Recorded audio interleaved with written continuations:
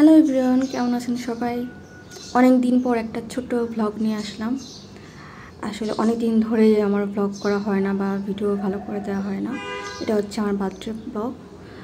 আর সেদিন আমি এই শাড়িটা পরেছি এবং কিছু চুড়ি। যে পরিমাণ গরম, তাই আমি নবরূপা থেকে এই শাড়িটা নিয়েছিলাম, একদম তাঁতের শাড়ি। আর এই ড্রেসটাও আমি গিফট পেয়েছিলাম, বাট বানানো হয়নি, তা পড়তে পারিনি। আর এই কালার মেশিনটা আমার অনেক দিনের শখ ছিল কেনার, তাই এটাও আমি কিনে ফেলেছিলাম গিফট হিসেবে। আমার হাজব্যান্ড দিয়েছিল। এই যে আমার পার্সোনাল কুচি ধরার মানুষ, সব মেয়েদেরই হয়তো বা আছে যারা ম্যারিড। তারপর আমি সিম্পলভাবে সেজে রেডি হয়ে গেলাম এবং যে গরম, তাই অন্য কোথাও যাওয়া হয়নি, প্ল্যান ছিল না। তাই চেয়েছিলাম যে একটু লাঞ্চ করব, তারপর চলে আসব। তো আমরা বের হয়ে যাই, আমরা যাই পিনুডে, সেখানে আমরা লাঞ্চ করি।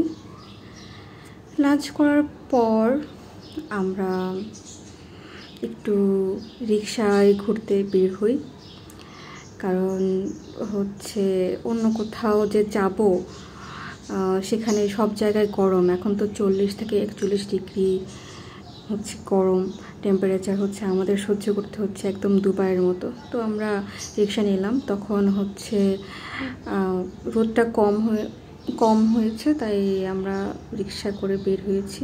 তো আমি যাই খুঁতে আমার অনেক দিনের শখ যে শাড়ি পরে তাদের দোলনায় একটু দুলবো, তাই পূরণ হয়ে গেল। আর সেখানে একটা বিড়ালের বাচ্চা ছিল, ও আমার পিছু ছাড়ছিল না, কিন্তু আমার ভয় হচ্ছিল যে ধরার জন্য, যে যদি কামড় দেয় বা আঁচড় দেয় তখন তো আবার ইঞ্জেকশন দিতে হবে। তাও ভয়ে ভয়ে ওকে ধরলাম।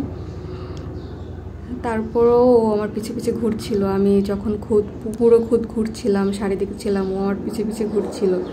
তো আমি কিছু শাড়ি দেখলাম খুঁতের শাড়িগুলো এত সুন্দর যে কনফিউজড হয়ে গেছিলাম। তখন আমি কেনার পারপাসে যাইনি, কিন্তু এখানে এই জলপাই কালার শাড়িটা, এটা আমার ভালো লেগে যায়, তো আমি এটা কিনি।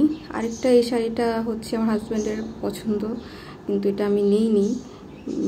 তারপর আরেকটু আমি ঘুরে ঘুরে দেখলাম এই যে আবার বিড়ালটা, ও এত দুষ্টুমি করছিল এবং এত কিউট।